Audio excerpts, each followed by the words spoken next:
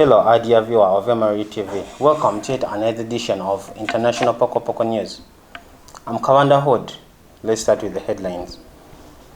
Ban of European Union vaccine export claim falls, says the UK. US to join Australia, India, Japan in first ever Quad summit. Australian in Putin wedding reset for Russian job. Let's get the news in the details.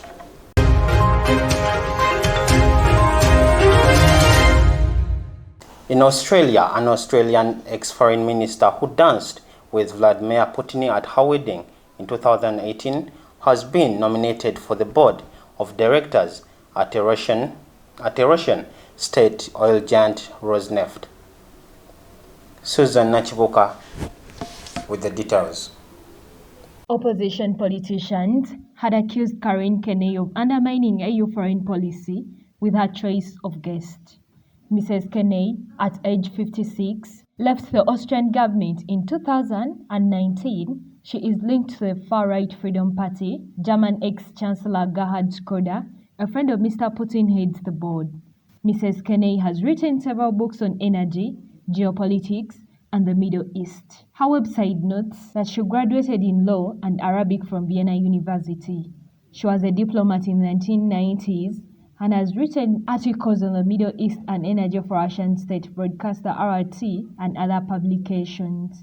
She was picked as foreign minister by the FPO, which was a coalition party in the government at that time. Mrs. Kenay married entrepreneur Wolfgang Meilinger at age 54 at a ceremony in the small town of Gamltiz near Austria's border with Slovenia. Mr. Putin arrived with a bunch of flowers for the bride and was accompanied by a troupe of Cossack singers who performed for the guests.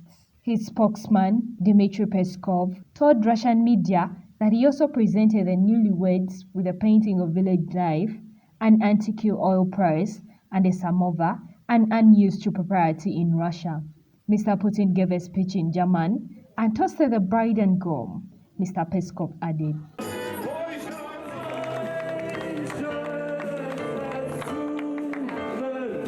In the United Kingdom, a fresh war has broken out between the UK and the EU after the bloc's most senior official suggested the UK had banned all COVID-19 vaccine exports. Hood Kabanda has the details. Charles Michel, the president of the European Council, wrongly claimed the UK had an outright ban on export of vaccines produced on its soil. It is the second time since the start of the year that the UK and EU have been at loggerheads over the issue of the production and distribution of coronavirus. In January, the EU introduced a new system of controls and vaccines exports amid concerns over availability of supplies on the continent, requiring producers to seek permission from national governments for planned sales. The move sparked a wide row with the UK about the functioning of post-Brexit trade arrangements relating to Northern Ireland agreed by the two sides last year. The EU drafted regulations which would have overridden the Northern Ireland's protocol and allowed it to potentially stop vaccines bound for North Ireland, although it backed down following widespread criticism. The bloc's leaders have been under pressure over the slow rollout of COVID-19 vaccines on the continent compared with the UK, where 22.5 million people, a third of the adult population, have received their first dose. Earlier this month, Italy blocked a shipment of 250,000 doses of Oxford AstraZeneca vaccine to Australia. A glance at the emergency empowerment. When you take a sport or either take a deep look at the way the MRU journalism department is devoted to the practice.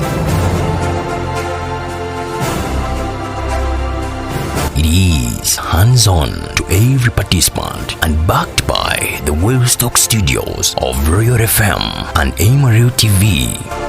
The department has fed the global practice with outstanding personnel backed by professionals in the practice, and it is seen from the products of the different students. Take a glance at every sector The Royal FM has all the required machines and personnel to release a well-backed student. The MRU TV now has some of the most competitive programs in the media world. It is Mutesa One University Journalism Department.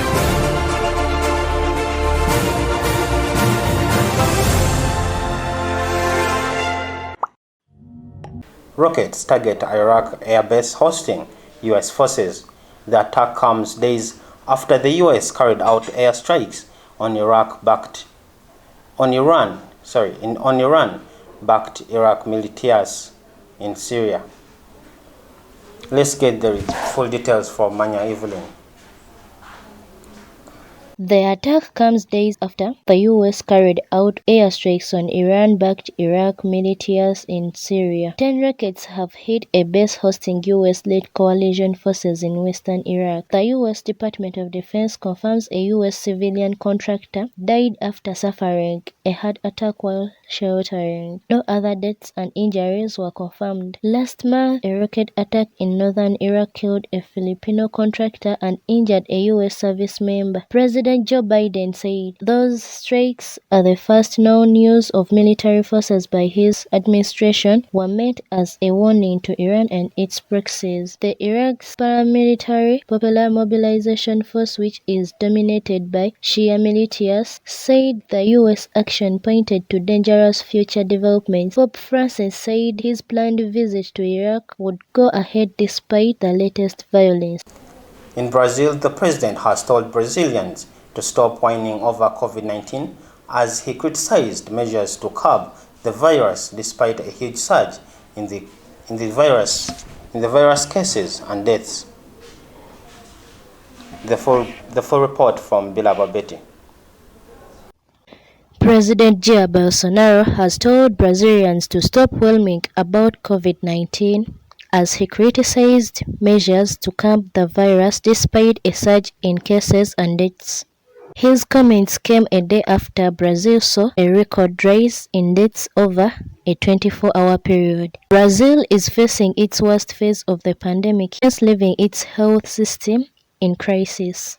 Brazil's health ministry says more than 260,000 people have died with COVID-19, the second highest pandemic death toll in the world after the US. On Thursday, another 1,699 deaths were added to the tally, side decrease on Wednesday's record of 1,910. Meanwhile, a further 75,102 cases of coronavirus were reported, the second highest daily rise on record. In the United States, President Joe Biden will hold the first ever joint talks with leaders of Australia, India, and Japan as part of an emerging four-way alliance as seen fundamental to efforts to balance China's growing military and economic power. Nalbega Mariam has the details. The U.S. President Joe Biden will hold the first ever joint talks with the leaders of Australia, India, and Japan as part of an emerging four-way alliance aimed to balance China's growing military and economic power. The Quad meeting comes as the U.S. has stressed working with allies in the Indo-Pacific to counter Beijing's growing might. The Quad was launched in August 2007 by Japanese then Prime Minister Shinzo Abe, who was alarmed at China's growing assertiveness around Asia. The dialogue was in support of Prime Minister Manmohan Khan of India, Vice President Dick Cheney of the US, and Prime Minister John Howard of Australia. The White House Press Secretary Jen Psaki told reporters that a range of topics facing the global community are expected to be discussed, from the threat of COVID to economic cooperation and climate crisis. The senior U.S. administration official told Reuters that the meeting is also expected to include the announcement of financing agreements to support an increase in manufacturing. That has been the news on MRU TV. To subscribe, you can go on YouTube, Facebook, and Twitter to follow our different media platforms. Kabanda Hood, Have a lovely day.